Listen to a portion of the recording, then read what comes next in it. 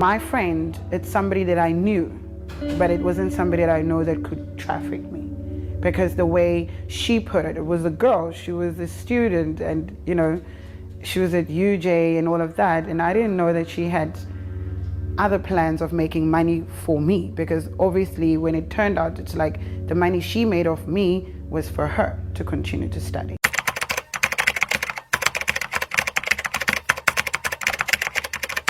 Hey guys, welcome back to my channel. It's your girl Ola Yoga, and this is the channel of healing with a dash of humor.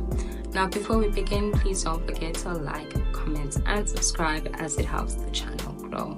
So today we'll be talking about Grizelda Grootboom, a lady who was tricked into human trafficking. I know you're somewhere. Now there's something that has been happening, and will continue to happen if we do not get to the bottom of it. Yesterday I was on TikTok, I saw a few videos, I was a bit shaken, and I thought I should share. In Johannesburg CBD, there's a syndicate that is sending out job posts in a legitimate manner. They are posting on sites where you would go and try and find employment, and you send your CV and they call you in for an assessment. They are targeting mostly ladies, but I've seen a few videos where they are even killing men. These ladies, they disappear. These men, they disappear. They are being chopped up and being used for various things. And do not go to Johannesburg CBD looking for employment. I'd just like to warn anyone who's currently unemployed or seeking employment not to trust just any job post, as they hide behind big companies like Shane, the Department of Education or the Department of Health. These big companies usually have a website where you can apply. They do not lead you to a WhatsApp link. Grizelda is a human trafficking survivor who was taken against her will and forced to live a life of horror. Her father raised her on his own when her mom left him and went on to a new relationship where she got 2 sons. This was back during the apartheid times. The government removed them from their home, leaving them homeless, and this is when they lived from shelter to shelter. Sadly, her dad died, and she was around 9 years old at this time, and this is when she went on a search for her mother. A 9-year-old traveled alone from Woodstock to Khayelitsha. When she finally found her mom denied her. Her mom told people that she's not her child and that she's from an extended family relative. As she settled in with her new family, things did not unfold as she expected. She said her mom would beat her up to the point where she'd have blood stains, and she still did not care. Life in Khayelitsha was different. Grizelda had to learn to fetch water.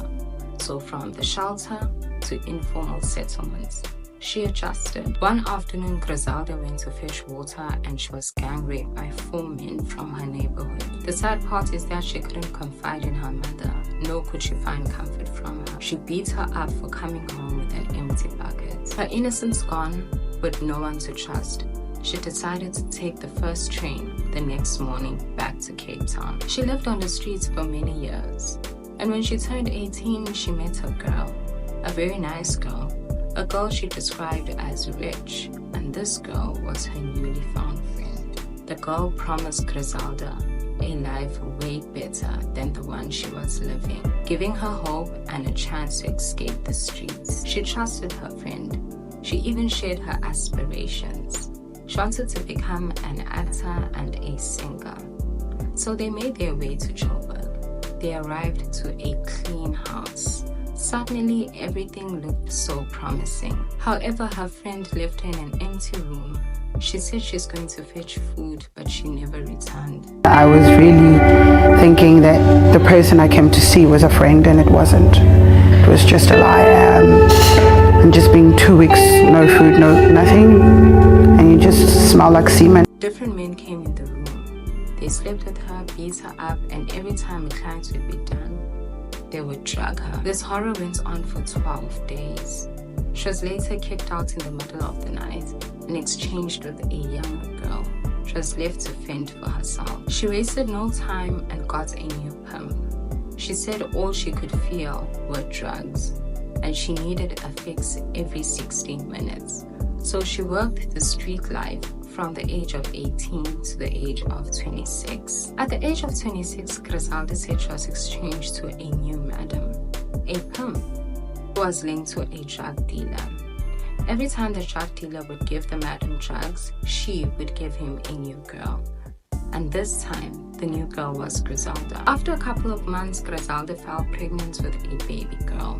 She named her baby girl Summer, and she said abortions would take place after they were 2 months pregnant, but the madam made her keep her child until 6 months. However, when she reached 6 months, she asked her to abort her baby. That's when she thought, this is it, I'm done. On the same day the abortion took place, a client was sent to her, and when she refused the client, she was beaten up and thrown on the streets. A month later, she woke up in the hospital and later went on a 3-month rehab journey. She went on to work in a church, making soup and answering phone calls from the church reception.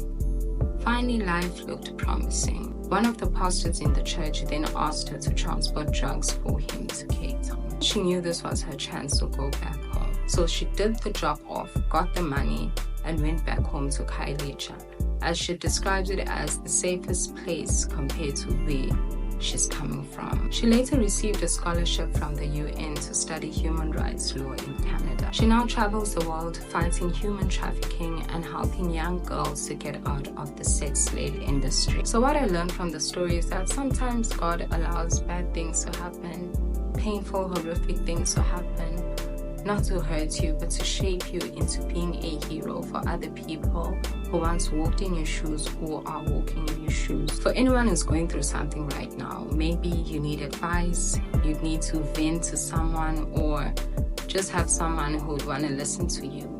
You can follow me on my Instagram, where you can DM me. You can also follow me on my TikTok, where I post inspirational quotes every single day. Thank you so much for tuning in. Please don't forget to like, comment, and subscribe. See you on our next video.